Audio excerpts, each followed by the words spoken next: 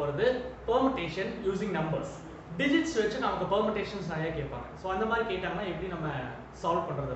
எதனால வந்து இந்த கான்செப்ட் நம்ம தனியாக எடுத்துருக்கோம்னா, இவ்வளோ நேரம் நம்ம ஆல்ஃபபெட்ஸ் வச்சு பார்த்தோம் இல்லைங்களா, அது ப்ராப்ளமே இல்லை. Because alphabets add no value. ஆல்ஃபபெட்க்கு வேல்யூ கிடையாது. ஸோ நீங்கள் ஈஸியாக வந்து நீங்கள் கொடுக்குற ஆல்ஃபபெட் என்ன பண்ணலாம்னா எடுத்து போட்டு ஆன்சர் கொண்டு வந்துடலாம். பட் நம்பர்ஸ்க்கு வேல்யூ இருக்குது. ஸோ அதை வச்சு ரொம்ப ட்ரிக்கியான கொஸ்டின்ஸ் எல்லாம் கேட்பாங்க.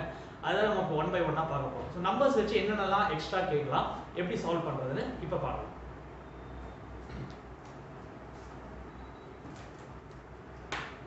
இப்போ நமக்கு ஒரு நம்பர்ஸ் கொடுக்குறாங்க main 2, 8, 6, 7. How many 4-digit number can be formed using the digits 2, 8, 6, 7? So 4-digit numbers will. நமக்கு தெரியும் 4 numbers இருக்கு, 4 digit இருக்கு, 4 places இருக்கு. So n உம் 4, r உம் 4, n p r இல்லையா? ரெண்டுமே வந்து ஈக்குவலா இருந்துச்சு அப்படின்னா நமக்கு n factorial தான் ஆன்சர் அப்படின்னு தெரியும். n is equal to r அப்படின்னா n factorial தான் ஆன்சர். இது நம்ம ஃபர்ஸ்டே பார்த்துட்டோம். அதே தான் இங்க யூஸ் பண்ண போறோம். So நம்பர்ஸும் 4 இருக்கு, பிளேसेस 4 இருக்கு, 4 factorial தான் ஆன்சர். பட் இந்த இடத்துல நீங்க ஒரு விஷயத்தை ரொம்ப கவனமா கவனிக்கணும். இங்க பாருங்க, ஆக்சுவலா 4 digits இருக்கு, 4 places இருக்கு. பட் அங்க என்ன நடக்கும் அப்படிங்கிறது ஆல்பபெட் வந்து இங்க ரொம்ப கிளியரா பார்க்க முடியும். அதாவது நம்ம கிட்ட 4 நம்பர்ஸ் இருக்கு இல்லீங்களா, இந்த 4 நம்பர்ஸ்ல ஏதாவது ஒரு நம்பர் ஃபர்ஸ்ட் பிளேஸ் வரும். கரெக்ட்டா? சோ மொத்தம் 1 2 3 4 digits என் கையில இருக்கு. அந்த 4ல ஏதோ ஒன்னு தான் ஃபர்ஸ்ட் பிளேஸ் வரும். இப்போ ஒரு நம்பர் இங்க வந்துச்சுனா ரிமைனிங் 3 digits இருக்குங்களா, அந்த 3 digitsல ஏதோ ஒன்னு தான் செகண்ட் பிளேஸ் வரும். அதுல ஒரு நம்பர் இங்க போச்சுனா 2 digits மீதி இருக்கும், அதுல ஏதோ ஒன்னு இங்க வரும், ரிமைனிங் 1 digit வரும்.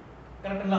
இத தான் நம்ம என்ன சொல்றோம் அப்படினா 4 into 3 into 2 into 1 4 factorial னு சொல்றோம். சோ நம்பர்ஸ் கொடுக்கும்போது இப்படி எழுதுறத விட இப்படி எழுதுனீங்கன்னா உங்களுக்கு ரொம்ப ஈஸியா ஆன்சர் வரும். ரைட்? இந்த क्वेश्चनக்கு ஓகே.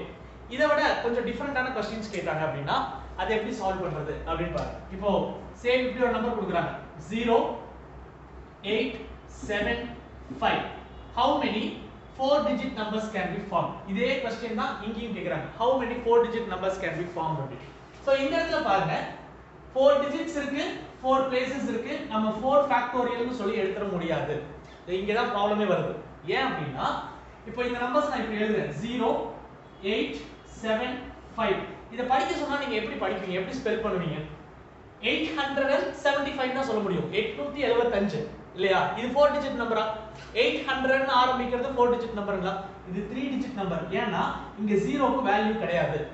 ஃபர்ஸ்ட் பிளேஸ்ல 0 இருந்துச்சுனா என்னைக்குமே அதுக்கு வேல்யூ இருக்காது. கரெக்ட்டா? அப்போ ஃபர்ஸ்ட் பிளேஸ்ல 0 இருக்க கூடாது. இதே நான் இப்படி எழுதுறேன்னு வெச்சுக்கோங்க 8075. எப்படி படிப்பீங்க? 8075 னு எடுப்பீங்க. இதே இந்த நம்பர் எழுதிருக்கேன் 8705. இதை எப்படி ஸ்பெல் பண்ணுவீங்க? 8705. அப்போ 0 செகண்ட் பிளேஸ்ல இருக்கலாம், தேர்ட் பிளேஸ்ல இருக்கலாம், லாஸ்ட் பிளேஸ்ல கூட இருக்கலாம். பட் ஆனா ஃபர்ஸ்ட் பிளேஸ்ல இருந்தா மட்டும் அதுக்கு வேல்யூ கிடையாது. அதனால அவங்க 4 digit நம்பர் வேணும் அப்படினு கேக்கும்போது நீங்க என்ன பண்ண கூடாது? ஃபர்ஸ்ட் பிளேஸ்ல 0 எடுக்க கூடாது. ரைட்? சோ ஃபர்ஸ்ட் பிளேஸ்ல 0 வர கூடாது. அதுக்கு தகுந்த மாதிரியான ஆன்சர் தான் நீங்க இங்க எழுதணும். அப்போ 4 ஃபேக்டோரியல்ங்கிறது இங்க வராது. அப்ப 0 வர கூடாதுனா ரிமைனிங் எத்தனை நம்பர் இருக்கு? ஃபர்ஸ்ட் பிளேஸ்ல 1 2 3. இந்த மூணு நம்பர்ல ஏதோ ஒரு நம்பர் தான் ஃபர்ஸ்ட் பிளேஸ் வரணும். இல்லீங்களா? அப்போ 875 அப்படிங்கற இந்த 3 டிஜிட்ல ஏதோ ஒரு டிஜிட் இங்க வரலாம். இப்போ 8 இங்க வந்துருச்சுன்னு வெச்சுக்கோங்க. ரிமைனிங் 7 உம் 5 இருக்கும். ரெண்டு நம்பர் இருக்கு. இப்போ 0 வரலாம்ல. இப்போ அகைன் நமக்கு என்ன இருக்கு? மூணு நம்பர் இருக்கு. இப்போ 0 இன்க்ளூட் பண்ணிக்கலாம். 0 இங்க எங்க வேணா வரலாம். சோ 3 டிஜிட்ல ஒரு டிஜிட், இந்த 3ல ஒன்னு இங்க வந்துருச்சு. அதுக்கு அப்புறம் ஏதாவது ஒரு 2 டிஜிட் இருக்கும். இப்போ 0 இருக்கு. மறுபடியும் என் கையில மூணு நம்பர் இருக்கு. அந்த மூணு நம்பர்ல எது வேணா செகண்ட் பிளேஸ் வரலாம். ஒரு நம்பர் இங்க வந்துச்சுனா அதுக்கு அப்புறம் ரெண்டு நம்பர் என் கையில இருக்கும். சோ அந்த ரெண்டுல ஏதோ ஒன்னு. Okay, remaining one number will be in my hand. So 3 into 2 into 1 is the answer. இது அழகா எப்படி சொல்லலாம் அப்படினா 3 மட்டும் தனியா எழுதிட்டு இது இருக்கு இல்லீங்களா? சோ இத நம்ம என்ன பண்ணுவோம் அப்படினா 3 into 3 factorial அப்படினு சொல்லுவோம். சோ ஆப்ஷன் கொடுக்கும்போது 3 into 3 factorial. இல்ல இத வந்து சால்வ் பண்ணானா 3 3s are 9, 9 2s are 18. 18 is the answer. So நீங்க எப்படி வேணா எடுத்துக்கலாம். சோ இப்படி தான் ஆப்ஷன் கொடுத்திருந்தாங்கன்னா இதே மாதிரி எடுத்துக்கலாம். சோ ஃபர்ஸ்ட் பார்ட் என்ன அப்படினா நம்பர்ஸ் கொடுக்கும்போது அதுக்கு வேல்யூ இருக்கு. அதனால அந்த வேல்யூ பார்த்து தான் நீங்க அதோட ஆன்சர் எடுக்கணும். சோ நம்பர்ஸ் கேட்டா ரொம்ப கேர்ஃபுல்லா ஹேண்டில் பண்ணுங்க. நெக்ஸ்ட் ஒரு நம்பர் கொடுத்திருக்கோம். சோ இந்த நம்பர் வந்து என்ன சொல்றாங்க அப்படினு பாருங்க. சேம் அகைன் என்ன சொல்றாங்க அப்படினா how many 4 digit numbers can be formed. So மறுபடியும் 4 digit numbers வந்து நம்ம கண்டுபிடிக்கணும். பட் ஒரு கண்டிஷன் கொடுக்குறாங்க, the number should be more than 5000. so 5000 விட அதிகமா இருக்கணும் அப்படிங்கறாங்க. அப்போ ஒரு நம்பர்ஸ் கொடுத்துட்டு அது 5000 விட அதிகமா இருக்கணும் அப்படினா மறுபடியும் இங்க வேல்யூ தான் ப்ளே பண்ணுது. சோ நமக்கு 5000 விட அதிகமா இருக்கணும். 5000 விட அதிகமா இருக்கணும்னா ஃபர்ஸ்ட் எந்த நம்பர்ல ஸ்டார்ட் பண்ணனும்? இங்க பாரு 2 ல ஸ்டார்ட் ஆச்சுனா 2000 சம்திங் ஆகும். 3 ல ஸ்டார்ட் ஆச்சுனா 3000 சம்திங் ஆகும். 5 ல ஸ்டார்ட் ஆச்சுனா 5000 அப்படினு சொல்லி ஆரம்பிப்போம். 6 ல ஸ்டார்ட் ஆச்சுனா 6000 சம்திங் ஆரம்பிப்போம். அப்ப எனக்கு more than 5000 இருக்கணும்னா இந்த ஃபர்ஸ்ட் பிளேஸ்ல ஒண்ணா 5 இருக்கணும் இல்லாட்டி 6 இருக்கணும். இந்த ரெண்டு நம்பர்ல ஏதோ ஒரு நம்பர்ல ஆரம்பிச்சா மட்டும் தான் the number will be more than 5000.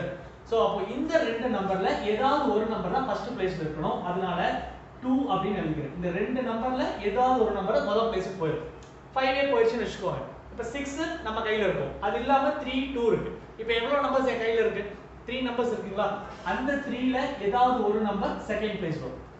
அதுல ஒரு நம்பர் இங்க வந்துச்சுனா ரிமைனிங் 2 நம்பர்ஸ் இருக்கும். அது தேர்ட் பிளேஸ் வரும். அதுக்கு அப்புறம் ரிமைனிங் 1 நம்பர் இருக்கும். அது ஃபோர்த் பிளேஸ் வரும். சோ இத நம்ம எப்படி எழுதலாம் அப்படினா 2 into 3 into 2 into 1. அத எப்படி நம்ம சூப்பரா சொல்லலாம் அப்படினா 2 into 3 factorial அப்படினு சொல்லலாம். ஓகே, சோ இத மட்டும் நான் என்ன பண்ணிட்டேன்? தனியா ஃபேக்டோரியல் எடுத்து எழுதிறேன். 2 மட்டும் தனியா எழுதுறேன். So 2 into 3 factorial. சோ நான் மறுபடியும் சொல்றேன், more than 5000 அப்படினா 5 ல ஆரம்பிக்கணும் இல்ல 6 ல ஆரம்பிக்கணும். இந்த ரெண்டு நம்பர்ல தான் ஆரம்பிக்கணும்ங்கறனால இந்த ரெண்டு நம்பர்ல ஏதோ ஒரு நம்பர் ஃபர்ஸ்ட் பிளேஸ் வரும். அப்புறம் நம்ம கையில எவ்வளவு இருக்கும்? 5 போயிடுச்சு அப்படினா ரிமைனிங் 1 2 3 டிஜிட்ஸ் இருக்கும். 3 ல ஏதோ ஒன்னு இங்க வரும். அப்புறம் 2 இருக்கும். அப்புறம் 1. ரைட்? நெக்ஸ்ட் இதே மாதிரி சேம் நம்பர்ஸ் கொடுக்கறாங்க வைங்க. 3 5 6 2.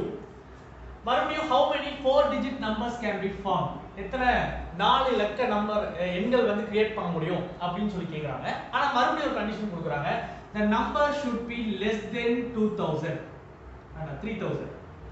less than 3000. 3000 விட கம்மியா இருக்கணும் அப்படிங்கறாங்க. அப்ப கொடுக்கிற நம்பர் 3000 விட கம்மியா இருக்கணும் அப்படினா ஃபர்ஸ்ட் நம்பர் என்னவா இருக்கணும்? 3 ல ஸ்டார்ட் ஆச்சுன்னு வெச்சுக்கங்களே. 3000 சம்திங் போனாலே அது 3000 விட அதிகமா போறதா. 3000 more than 3000 ஆயிடும். 5 வந்துச்சுனா அதுவும் more than 3000. 6 ல ஸ்டார்ட் ஆனாலும் more than 3000. சோ இந்த 2 மட்டும் தான், 2 அப்படிங்கற நம்பர் மட்டும் தான் ஃபர்ஸ்ட் பிளேஸ் வர முடியும். சோ ஒரே ஒரு நம்பர், that is 2. 2ங்கிறது ஒரு நம்பர், ரெண்டு நம்பர் இல்ல. 2 அப்படிங்கிறது ஒரு நம்பர். அந்த ஒரு நம்பர் மட்டும் தான், 2 மட்டும் தான் ஆக்குபை பண்ண முடியும். ஓகே, சோ 2 அங்க போயிடுச்சுனா ரிமைனிங் 3 டிஜிட்ஸ் இருக்குமா? சோ 3 ல ஏதோ 1 வரலாம். அப்புறம் 2 அப்புறம் 1. சோ இதோட ஆன்சர் என்ன அப்படினா 1 into 3 factorial or 3 factorial. So நீங்க எப்படி வேணா எடுத்துக்கலாம். ஓகே, சோ இந்த மாதிரி கேட்டாங்கன்னா சிம்பிளா நீங்க முடிச்சிடலாம். நெக்ஸ்ட் கான்செப்ட் பாத்தீங்கன்னா நம்பர்ஸ் கொடுத்துட்டாங்க. ரெண்டு கண்டிஷன்ஸ் கொடுத்திருக்காங்க. ஒன்னு வந்து repetition is not allowed, இன்னொன்னு repetition is allowed. How many 5 digit numbers can be formed? So 5 digits கொடுத்துட்டாங்க. ஃபர்ஸ்ட் என்ன பாத்தீங்கன்னா how many 5 digits number can be formed using the digits 7 2 8 3 and 1. Okay, so first repetition is not allowed. இவ்வளவு நேரம் நம்ம பார்த்தது எல்லாமே repetition is not allowed தான். repetition allowed கிடையாது. அத நம்ம பார்த்துட்டு இருந்தோம். அந்த கண்டிஷன் கொடுக்காட்டியும் நம்ம அதான் பண்ணுவோம். பட் இங்க வந்து சொல்லிருக்காங்க repetition is not allowed. So 5 digit numbers இருக்குன்னு வைங்க. 1 2 3 4 5. So 5 நம்பர் இருக்கு. 5 ல ஏதோ ஒரு நம்பர் ஃபர்ஸ்ட் பிளேஸ் வரும். அப்புறம் ரிமைனிங் 4 digits இருக்கும். Any one number will be placed in the second place. Remaining had 3 numbers. Any one will be placed in the third place and remaining 2 then 1. So our answer will be 5 factorial. இது நமக்கு நல்லா தெரியும். இவ்வளவு நேரம் இந்த conditions தான் நம்ம பார்த்துட்டு இருந்தோம். இப்போ புதுசா ஒரு கண்டிஷன் கொடுத்திருக்காங்க. repetition is allowed. So repetition allowed அப்படினா இத நம்ம எப்படி சால்வ் பண்றது? இங்க பாருங்க 5 places இருக்கு. 1 2 3 4 5. இந்த 5 placesல repetition allowed அப்படினா என்ன மீனிங்னா இந்த 7ங்கற நம்பர் எடுத்துக்குவோம். 7 அப்படிங்கிறது ஃபர்ஸ்ட் பிளேஸ் வரலாம். 2 டைம் வரலாம். 3 டைம்ஸ் வரலாம்.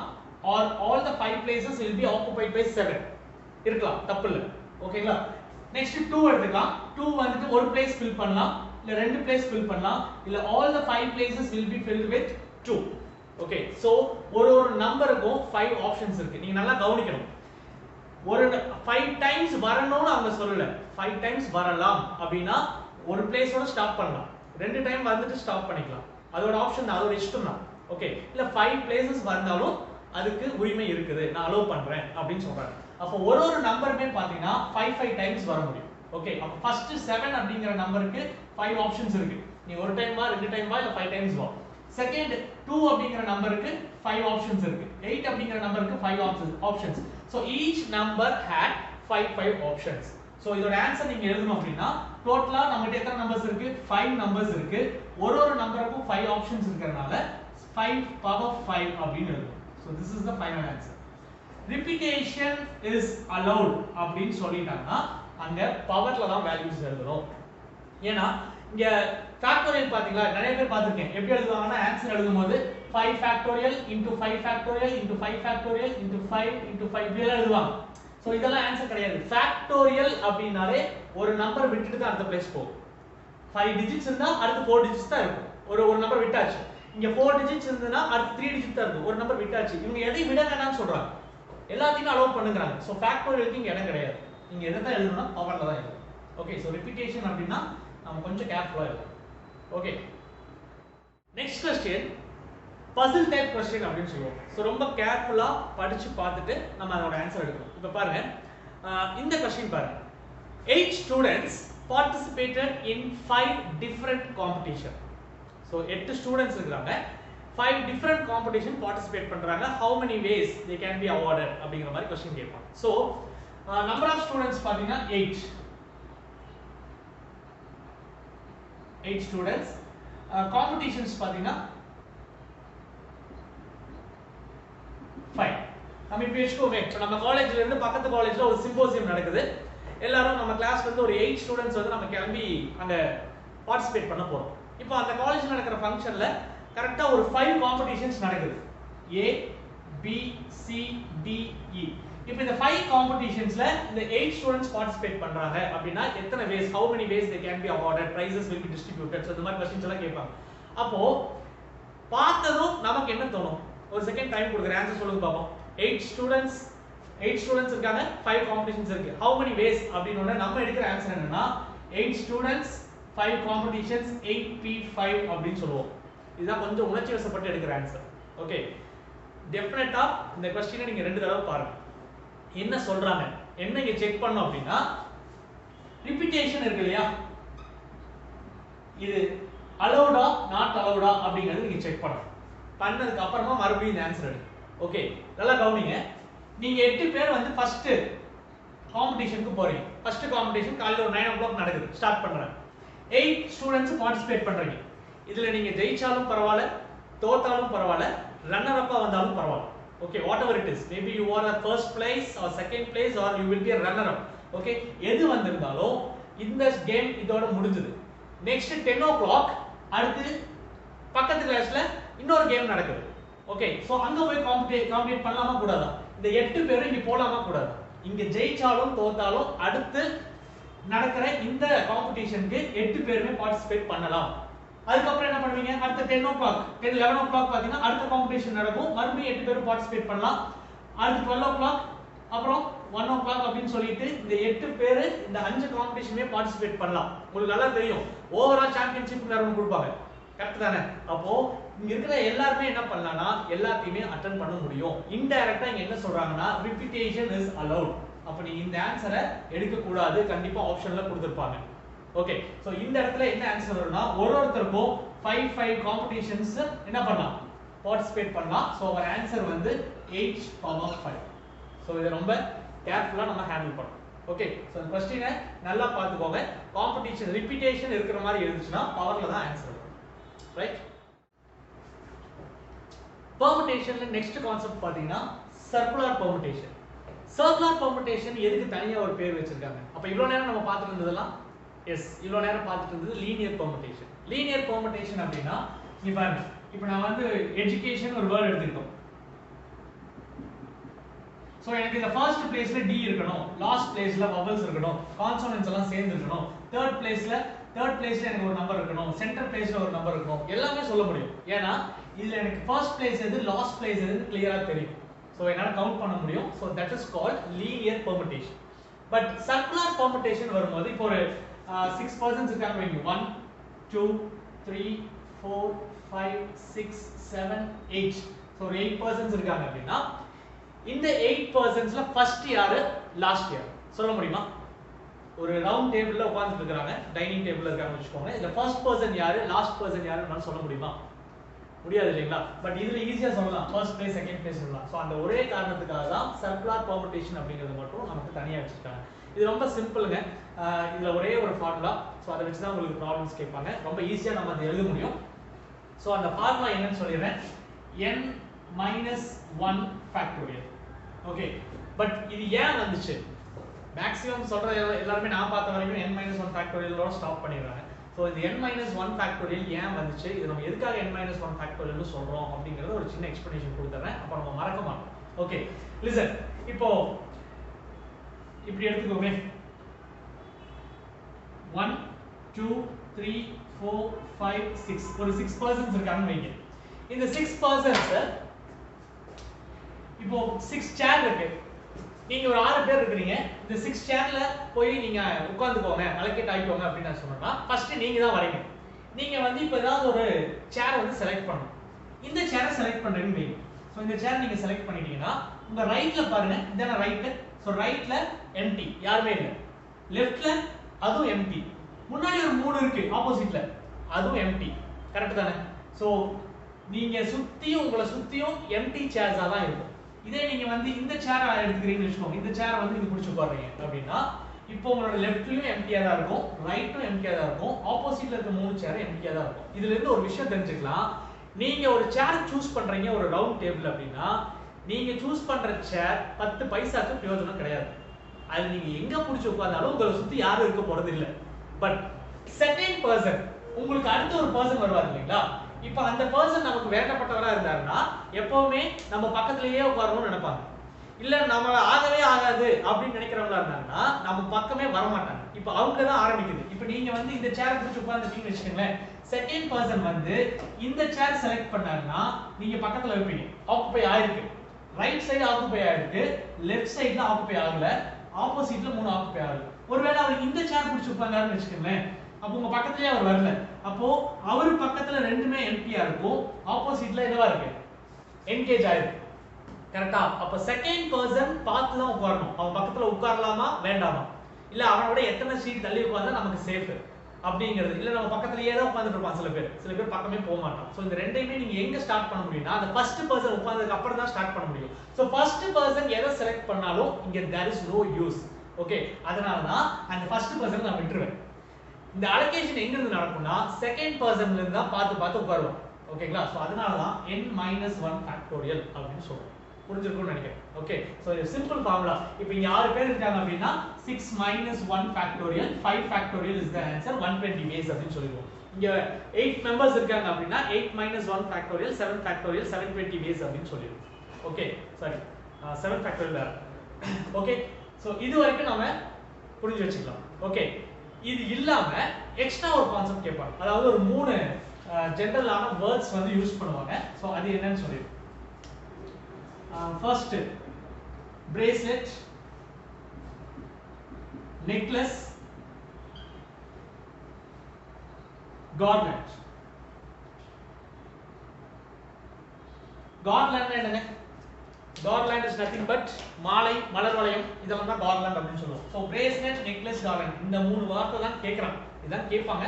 இது பேரலா வேற ஏதாவது கேட்டாலும் நம்ம கண்டுபிடிச்சிடலாம். So bracelet, necklace, garland இந்த மாதிரி வேர்ட்ஸ் கேட்டு இப்போ ஒண்ணும் இல்ல, ஒரு garland இருக்குன்னு வெச்சுக்கோங்க. அதாவது ஒரு மலர் வளையம் இருக்கு. இங்க வந்து ரெட் கலர் ஃப்ளவர் வச்சிருக்காங்க, இங்க வந்து ப்ளூ கலர் ஃப்ளவர் வச்சிருக்காங்க. ஓகே, சோ சுத்தி நிறைய ஃப்ளவர்ஸ் இருக்கு. ஓகே, ஏகப்பட்ட ஃப்ளவர்ஸ் இருக்கு. நான் ஒரு சாம்பிளுக்கு சொல்றேன். சோ அப்ப நான் இப்படியே கொண்டு போய் கொடுத்தேன் அப்படின்னா லெஃப்ட் ஹேண்ட் சைடுல வந்து ரெட் இருக்கும், ரைட் ஹேண்ட் சைடுல வந்து ப்ளூ இருக்கும் இல்லீங்களா? இத நீங்க டபுள் சைடு யூஸ் பண்ணலாம் தெரியுங்களா? சோ ஆப்போசிட்லயே கொண்டு போய் கொடுக்கறீங்க வைங்க. ஆப்போசிட் டைரக்ஷன்ல கொடுத்தீங்கன்னா என்ன ஆகும்னா இங்க ப்ளூ ஆயிடும், இங்க ரெட் கலர் ஆயிடும். அப்ப ரெண்டு பக்கமும் யூஸ் பண்ணலாம் அப்படிங்கிற மாதிரியான கான்செப்ட் தான் இது மூணுமே. ஓகேங்களா? இப்போ பாருங்க, இந்த இடத்துல ஒரு பிரேஸ்லெட் எடுத்துக்கோங்களேன். இங்க வந்து ரெட் கலர் ஸ்டோன் இருக்கு, இங்க வந்து ஒயிட் கலர் ஸ்டோன் இருக்குன்னு வெச்சுக்கோங்களேன். சோ நேரா போட்டோம் அப்படினா அது வந்து ரெட் அண்ட் ஒயிட்டா இருக்கும். இதே ஆப்போசிட் டைரக்ஷன்ல போட்டீங்க அப்படினா ஒயிட் அண்ட் ரெட்டா மாறிடும்.